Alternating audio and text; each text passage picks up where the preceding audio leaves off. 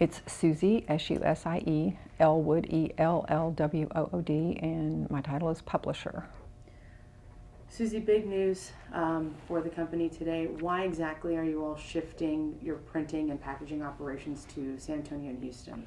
It's really a matter of making the best business decision to position us for the future, and this gives us more flexibility in the future, introduces a certain amount of efficiency in the future, and we'll have significant cost savings because of it. What does this mean when it comes to the employees who've been working over there? So there will be about 100 employees whose positions will be eliminated. That was absolutely the hardest part of this decision because it affects so many of our employees and their families. But I'm happy that I work for Cox Media Group, and the fact that they are very fair when things like this happen. So the packages that we were able to put to extend to those people are generous packages and very fair. I know there must be people over there who've worked here for quite some time. Have you heard any stories of people who've been here for decades or anything like that? Well, it does vary. There are a number of people who have been here for a very long period of time. You said decades, and that's the right way to put it.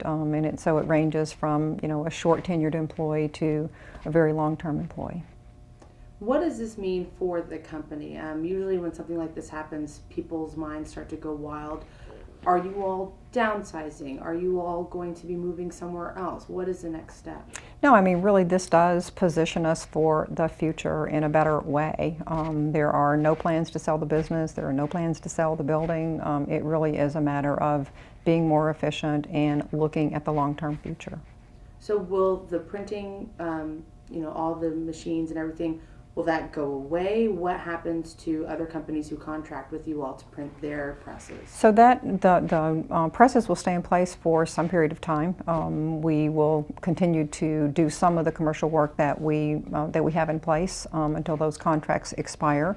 So that's why we're transitioning this over some months and into the future. We don't have an exact end date because we don't know about those commercial contracts quite yet. But right now, can't tell you about the disposition of the presses and stuff like that after that is done. That's too far into the future. And what are some of those contracts? Any local press here in town or in surrounding Central Texas? Sure. We will continue to do the New York Times. That's probably the largest one. We do the Daily Texan. We do the Austin Chronicle. Those are good examples. And those will continue? Those will stay. Some of them will be moved, including the Houston community newspapers and Waco. So, because this is a contract with Hearst, correct? Hearst newspapers, yes. And so that will be up to those entities to take it up, whether they move? No, the commercial printing contracts are with us.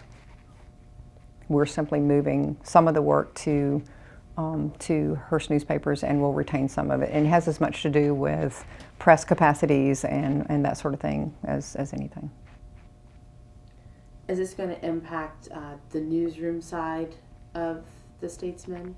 Well, our deadlines will change. We're not sure exactly how much yet, but they will change.